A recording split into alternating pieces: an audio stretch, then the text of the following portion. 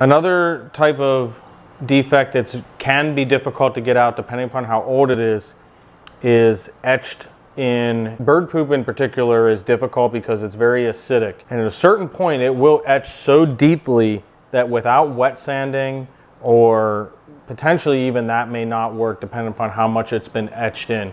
So I've ran over this with a compound and a heavy cutting pad multiple times. It did lessen, but it's still there, and I can actually even feel it with my finger. So it's pretty good and etched in there. It's probably not gonna come out all the way. So that's a very big thing. You gotta, if you see bird poop on your car, even if you have clear bra, if you have ceramic coating, you gotta get that off immediately. Unfortunately, we can't get rock chips out either, okay? So here's, you can see where a rock chip impacted here and then skipped over the paint. It's taken the clear coat off.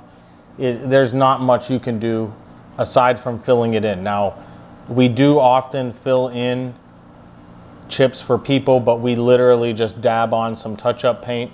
We don't wet sand, and we don't sand it down after, which is what something like this would require to be completely removed. All right, over here we have, again, some deeper scratches. So this panel was completely swirled. We removed all the swirls for the most part. You know, we are left with a few superficial scratches. We could probably get these scratches out with work. We could definitely get them out with wet sanding, but we could get them out with working it over. However, is the risk worth it?